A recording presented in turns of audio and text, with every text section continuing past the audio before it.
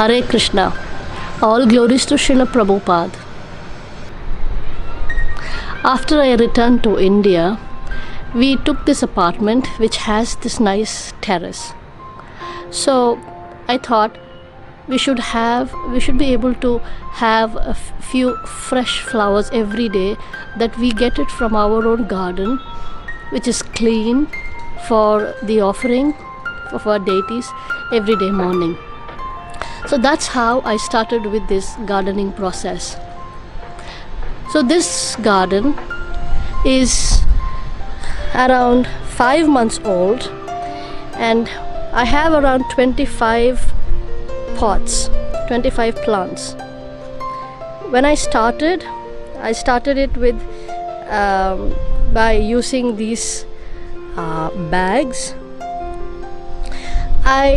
I was gardening earlier too, but to tell you the fact, I really didn't know what is the best way to grow plants, and then how to make them good enough to get flowers all the time.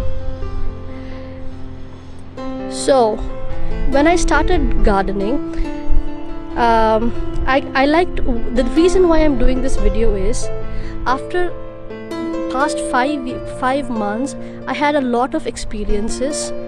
I had to do a lot of research in order to get my garden, my plants, give one handful of flowers every day for my deities. So I thought I'll put all my experiences in this video, so that devotees who are into this, who are interested in doing this, needn't waste their time elsewhere. Right. So what did I do in the beginning is, I bought these bags.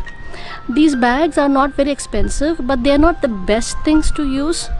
There are other options too, like you have another bag, it's called grow bag, which is a little expensive. So I didn't want to start with that. I wanted to go for a little less expensive variety, so I went with this. But then again, when I will expand, I would definitely go for a better thing. Apart from that, you could use pots, clay pots. They are the best. So how did I start with the potting? Is you buy, as you know, flowering plants from the nursery, good ones. So what's important in buying the flowering plants is, look for diseases in the plants. So before I started with gardening, there were certain diseases in the plants. I didn't even know they were diseases. To give you a few examples, the leaves, especially in roses, the leaves would dry on the edges. I thought, it's natural, leaves would dry like that and fall, isn't it? But then later I realized that is a fungal disease. So once you have that disease, it's very difficult for the rose to survive. As you can see there, I have actually lost one rose to that disease. So what did I do? So what we need to do is look for those diseases, look for aphids. Aphids are these small little insects that live in the tender part of the plant, that is when a new shoot is coming, or it's in the buds. So you should see that, and because once you get aphids, the plant will come out nicely, but whatever comes out, the aphids will eat it off. So these are the two things we have to look for when we are buying the plants. All right. So the next thing is, you either buy red soil from the nursery, or you can take garden soil, which is available outside your house or wherever. Add with that equal amount of coco peat. The coco peat is available. I bought it from Amazon. I'll leave a link below. If you're interested, you can buy from there too, or you can buy it outside also. So now what happens with this coco peat is it expands. If you buy one block, and I mean for these 25 pots, I bought 2 blocks of coco peat. I will leave the descriptions for all the measurements. So that expands, and you mix. One thing is garden soil or soil, second is coco peat, number 3 is vermicomposite. So vermicompost. So you can add 1 handful of vermicompost to this mixture, and you plant your plant. Now this, what happens, I did this is a very good thing to do, and for next 1 month I got good flowers. The plants were flowering well, I had no issues. But the next month onwards the flowers went down. Of course winter also started, that is another reason, but basically there were no flowers, and moreover it started having this fungal disease. So another mistake I did was watering. So the plants cannot tolerate overwatering as well as underwatering. So how do we know whether we are overwatering or what is the problem with overwatering? There will be root rot, so then your plants will die. So we have to see, now you can see in this pot, right, so it's completely dry, the topsoil is completely dry. So you have to look inside for an inch or so, see if it is completely dry. So if it is dry for an inch or 2, that means you can start watering. If it is not dry, do not water. And it's not necessary that the entire pot should be drenched in water. 1 mug of water can go a long way. That is enough most of the times, except when it is really, really hot. The next thing after watering is giving it adequate food. Of course, water is food. The next thing is giving it adequate nutrition. So I have found this easy method to provide the plants with what they need. The mustard cake. The mustard cake is the residue after extracting mustard oil. So the mustard cake is available on the in Amazon also. I'll leave a link again. So you take 1 handful of mustard cake and soak it in a mug of water. Soak it for a day or 2, and then add 10 liters of water. So I now have a 10-liter bucket. So I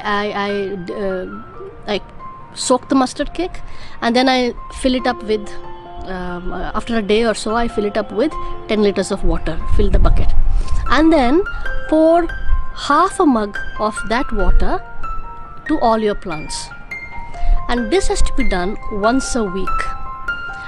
With this is a very natural method of giving enough nutrition to your plants, and this will help your plants to give you flowers throughout the year. So along with this, I also add 1 spoon of Epsom salt to this water and 1 spoon of fungicide. I'll leave the links below too. So fungicide is a chemical. I am yet to find an alternative method for fungicide. Now why we have to add this fungicide is to prevent the root rot, especially when it's a rainy season, and there can be fungal attack in the root. So when every week you add in that 10 liters of water, add 1 teaspoon of Epsom salt and 1 teaspoon of this fungicide powder, and you mix it well and add half a mug of that to each plant, and this is done once a week. This takes care of giving you good flowers throughout the year. This is one thing. Secondly, we have to take care of the pests, because pests can create havoc, as I said, especially the diseases, and secondly the aphids and spiders. So before I go forward, let me first show the mustard seeds and other things that I have in here. So here we go. this is the mustard cake. This is the mustard cake. So I take a handful of this. I mean more than this. I mean this much of this, and I soak it in this bucket. I soak it in this bucket with one. That's a 10-liter bucket. So I soak it in there, and then I fill it up with 10 liters of water after a day or two. And then I add this Epsom salt. Epsom salt, 1 teaspoon. And I use this fungicide, 1 teaspoon of this. I have that in a jam bottle, and I take 1 teaspoon of that and add it with that water. Then to control your pests, you can use this neem oil. Somehow neem oil was not very effective on my plants in my experience. That may be because I did not know the right way to use it. I will use it again and see how it goes. But what really helped me is this. This is a non-toxic one. I spray this every week. I dilute it, just 5 ml in 1 liter of water, and I dilute it and spray it every week. And once a month I use the fungal spray on the plants. Again, 1 teaspoon for 1 liter of water, and once a month. I mean, it's not required once a month. It depends on the weather. If it's too rainy or it's too cold, then this once a month for spraying this fungicide is very useful. So this is how. I mean, this sounds very easy, but then I had to do a lot of research before I could get these solutions. And finally, with these solutions, I'm now able to have a good garden. It's not very big though. I can see my plants are flourishing, especially these. I have these jasmine. I have these jasmine flowers. You can see it's full of buds. And then I also have these lovely roses. So I kind of get 1 handful of flowers every day, and considering they are very small plants, they are just 5 months old, I hope the output would be much greater as they grow.